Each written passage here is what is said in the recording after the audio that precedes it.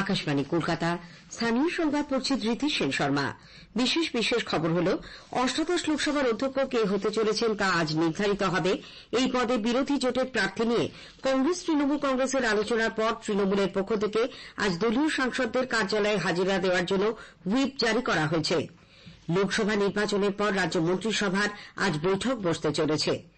রাজ্যের 4টি বিধানসভা আসনের উপনির্বাচনে আজ মনোনয়ন প্রত্যাহারের শেষ দিন। আজ থেকে মোতায়েন হচ্ছে কেন্দ্রীয় বাহিনী। ভারত ও বাংলাদেশের সঙ্গে নদীর জলবন্টন নিয়ে কেন্দ্রের সঙ্গে সংঘাত বেঁধেছে পশ্চিমবঙ্গের।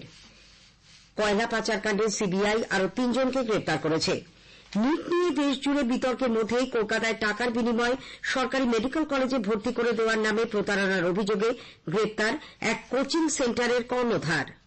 আজ আন্তর্জাতিক মাদক ও পাচার বিরোধী দিবস। নানা অনুষ্ঠানের মধ্যে দিয়ে দিনটি পালনের কর্মসূচি নেওয়া হয়েছে। আসছে বিস্তারিত খবরে। অষ্টাদশ লোকসভার অধ্যক্ষ কে হতে চলেছেন তা আজ নির্ধারিত হবে। গতবারের লোকসভার অধ্যক্ষ প্রবীণ বিজেপি সাংসদ ওম বিড়লা এবারে অধ্যক্ষ পদে এনডিএ প্রার্থী হয়েছেন। অন্যদিকে বিরোধী আইএনডিআইএ জোট 8বারের কংগ্রেস সাংসদ কে সুরেশকে অধ্যক্ষ পদপ্রার্থী করেছে। এর আগে গতকাল ওম বিড়লাকেই অধ্যক্ষ হিসেবে নির্বাচিত করার জন্য সরকার ও বিরোধী পক্ষের দীর্ঘ আলোচনা হয়, কিন্তু তারা কোনো মতৈক্যে পৌঁছতে পারেননি।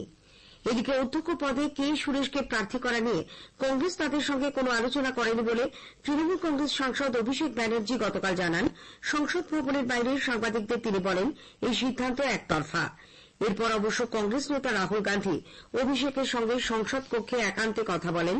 পরে তৃণমূল কংগ্রেস নেত্রী মমতা ব্যানার্জির সঙ্গেও রাহুলের টেলিফোনে প্রায় 20 মিনিট কথা হয়। তারপরেই অবসান হয় দু দলের মন কষাকষির। সন্ধ্যায় কংগ্রেস সভাপতি মল্লিকার্জুন খার্গের বাসভবনে বিরোধীদের বৈঠকে তৃণমূলের তরফে কল্যাণ বন্দ্যোপাধ্যায় ও ডেরেক ওব্রায়েন যোগ দেন। সেখানে রাহুল গান্ধীকে লোকসভার বিরোধী দলনেতা করার সিদ্ধান্ত গ্রহণ করা হয়। এদিকে তৃণমূল কংগ্রেসের পক্ষ থেকে আজ দলীয় সাংসদদের বেলা 11:15টার মধ্যে দলীয় কার্যালয়ে হাজিরা দেওয়ার জন্য হুইপ জারি করা হয়েছে। সেখানে অধ্যক্ষ নির্বাচনের ব্যাপারে তাদের অবস্থান চূড়ান্ত করা হবে বলে মনে করা হচ্ছে। লোকসভা নির্বাচনের পরে রাজ্য মন্ত্রিসভা আজ বৈঠকে বসতে চলেছে।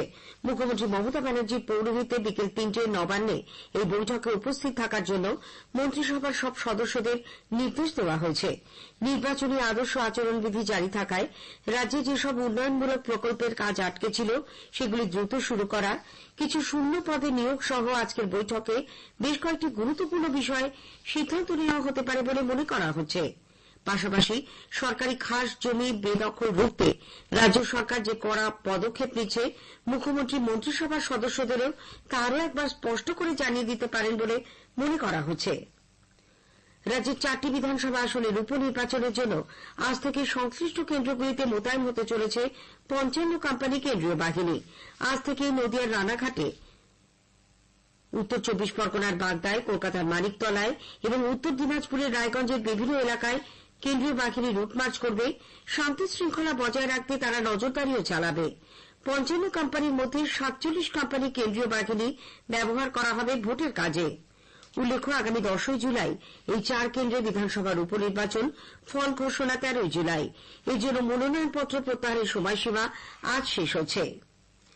বরানগর ও ভগবানগোলা বিধানসভা কেন্দ্রের উপনির্বাচনে জয়ী 2 তৃণমূল কংগ্রেস প্রার্থী সায়ন্তিকা বন্দ্যোপাধ্যায় এবং রেয়াত হোসেন সরকারকে শপথ গ্রহণ কে এবং কোথায় করাবেন তা নিয়ে এখনো চূড়ান্ত কোনো সিদ্ধান্ত হয়নি।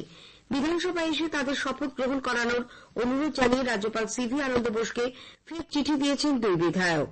চিঠিতে বলা হয়েছে, আজ বিধানসভায় বেলা 12টা থেকে বিকেল 4টে পর্যন্ত তারা রাজ্যপালের জন্য অপেক্ষা করবেন। গতকাল বিকেলে নবনির্বাচিত 2 বিধায়ক অধ্যক্ষ বিমান বন্দ্যোপাধ্যায়ের সঙ্গে দেখা করেন। পরে অধ্যক্ষ সাংবাদিকদের বলেন, আমার মনে হয় রাজ্যপালের বিধানসভায় এসে তাদের শপথ বাক্য পাঠ করানো সেটা সঠিক কাজ হবে, এটাই ওনার উচিত। পরবর্তী ক্ষেত্রে ওরা চিন্তা ভাবনা করবেন, যেহেতু বিধানসভার আমি অধ্যক্ষ হিসেবে আমারও একটা চিন্তা ভাবনা আছে। আমি দেখি ওরা কি পদক্ষেপ গ্রহণ করে, সেই অনুযায়ী আমি পদক্ষেপ গ্রহণ করব। এটা খুব দুর্ভাগ্যজনক ব্যাপার হচ্ছে। লোকসভাতে আমরা দেখছি কি সুন্দরভাবে হয়ে গেল শপথ গ্রহণ। আমাদের এখানে 2 জন মিড টার্ম পড়ে যারা জিতে এসেছেন তাদের শপথ গ্রহণকে কেন্দ্র করে কেন এত বিতর্ক তৈরি হচ্ছে এটা আমার জানা নেই। এবং B.R. আম্বেদকর এই প্রসঙ্গেও বলেছেন, যেমন মিড টার্ম পড়ে যদি কেউ জয়লাভ করে আসে তাহলে স্পিকার তাকে শপথ বাক্য পাঠ করাবেন, যিনি আমাদের বিশেষ করে কনস্টিটিউশনের স্রষ্টা, তার বক্তব্য স্পিচ, সেই স্পিচের কপিটাও আমরা বার করে রেখেছি, দরকার রাজ্যপালকে সেটা আমরা দেখাবো।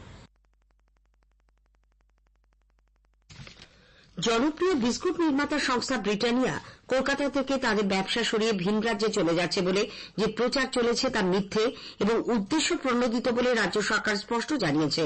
নবান্নে গতকাল এক সাংবাদিক বৈঠকে রাজ্যের প্রাক্তন অর্থমন্ত্রী, মুখ্যমন্ত্রীর প্রধান অর্থনৈতিক উপদেষ্টা অমিত মিত্র বলেন, সংস্থার এক্সিকিউটিভ ভাইস প্রেসিডেন্ট ও ম্যানেজিং ডিরেক্টর বরুণ বেরি নিজে চিঠি লিখে তাকে এ বিষয়ে আশ্বস্ত করেছেন।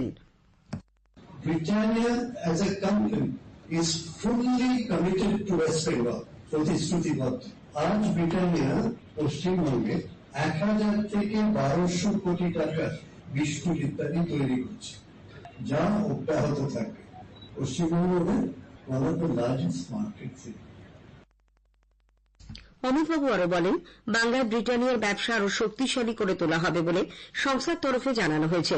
রাজ্যে কিভাবে তারা ব্যবসা সম্প্রসারণ করতে পারেন তাই নিয়ে সংস্থার পক্ষ থেকে শীঘ্রই রাজ্য সরকারের সঙ্গে বৈঠকেও বসা হবে। স্থানীয় সংবাদ শুনছেন আকাশবাণী কলকাতা কেন্দ্র থেকে। ভারত ও বাংলাদেশের মধ্যে নদীর জলবন্টন নিয়ে কেন্দ্রের সঙ্গে পশ্চিমবঙ্গের সংঘাত বেঁধেছে। কেন্দ্রীয় সরকার মমতা ব্যানার্জির নেতৃত্বাধীন সরকারের বিরুদ্ধে মিথ্যে দাবির অভিযোগ করে বলেছে, এ ব্যাপারে বরাবর রাজ্য সরকারকে অবহিত করা হয়েছে। সরকারি সূত্রে বলা হয়েছে, 1996 সালে স্বাক্ষরিত ভারত বাংলাদেশ গঙ্গার জলবন্টন চুক্তির অভ্যন্তরীণ পর্যালোচনায় রাজ্য সরকারের সঙ্গে কোনো পরামর্শ করা হয়নি বলে পশ্চিমবঙ্গ সরকার যে দাবি করছে তা অসত্য। গত বছর 24 জুলাই এই সংক্রান্ত কমিটিতে অন্তর্ভুক্তির জন্য পশ্চিমবঙ্গ সরকারের কাছে মনোনীত সদস্য চাওয়া হয়।